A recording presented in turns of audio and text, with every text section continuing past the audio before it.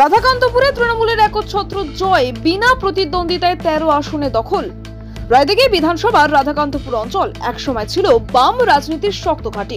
টানা 25 বছর এসইউসিআই পার্টি দখল করে রেখেছিল এই অঞ্চল। এরপর 10 বছর ধরে শাসন করে সিপিএম, কিন্তু এখন সেই লালদুর্গ পুরোপুরি তৃণমূল কংগ্রেসের নিয়ন্ত্রণে।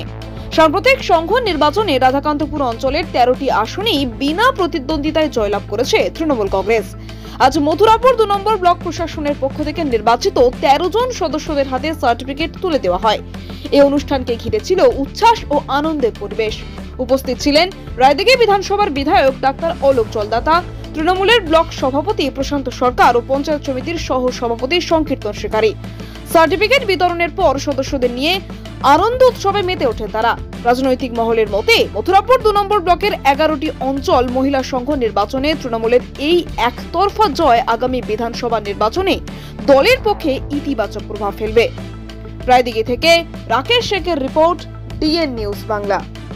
আমি প্রথমেই ধন্যবাদ কৃতজ্ঞতা জানাবো রাধাকান্তপুর অঞ্চলের সমস্ত জনগণকে, যে রাধাকান্তপুর অঞ্চলের এলাকার প্রত্যেকটা মানুষ তারা আমাদের তৃণমূল কংগ্রেসের যারা প্রতিনিধি ছিলেন তাদের উপর ভরসা করেছেন।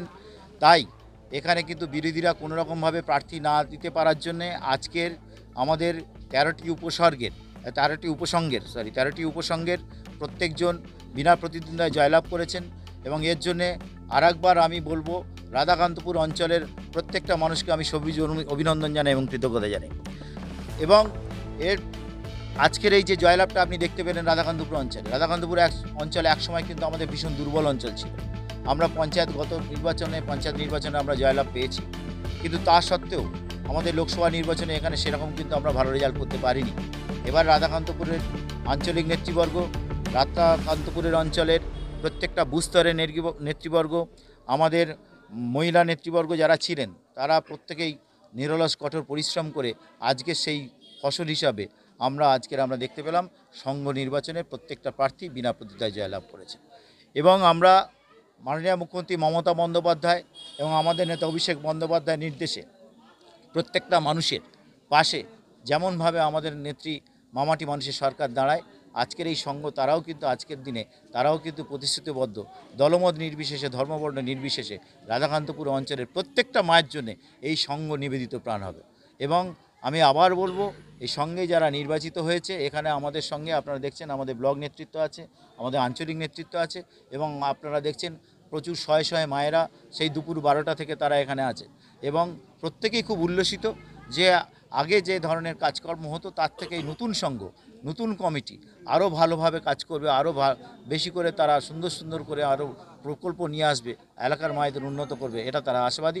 আমিও বিধায়ক হিসাবে আশাবাদী এবং আমিও বিধায়ক হিসাবে তাদের পাশে থাকবো। এইখানে শেষ করছি। অবশ্যই আপনারা জানেন যে কোনো একটা গণতন্ত্রের জয় মানে একটা বিশাল জয়।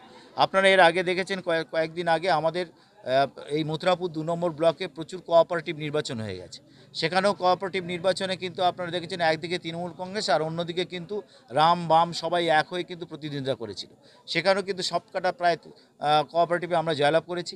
আজকের এই রাধাকান্তপুর অঞ্চলে যে সঙ্গে নির্বাচন হয়েছে, এর আগেও কিন্তু আমাদের 9টা অঞ্চলের সঙ্গে নির্বাচন হয়েছে।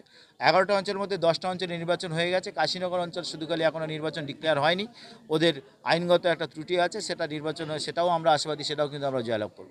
আজকের তৃণমূল কংগ্রেসের এই যে প্রতিনিধিরা জিতছে, কারণ আপনারা জানেন যে আজকের কেন্দ্রে যে সরকারটা আছে এবং বিজেপি নামক যে দলটা আছে, তারা মানুষকে যে মিথ্যা প্রতিশ্রুতি দিয়ে তারা কিন্তু সরকারে এসছে। আজকের মানুষ বিতশ্রদ্ধ। সবথেকে বড় কথা, বাংলার মানুষরা, যারা বাংলা ভাষায় আমরা কথা বলি, যারা বাংলায় আমরা বসবাস করি, এখানে আমাদের নেত্রী মমতা বন্দ্যোপাধ্যায়, আমাদের নেতা অভিষেক বন্দ্যোপাধ্যায় প্রত্যেকটা বাংলার মানুষের ভালোর জন্য তারা নিরলস কঠোর পরিশ্রম করে যাচ্ছে।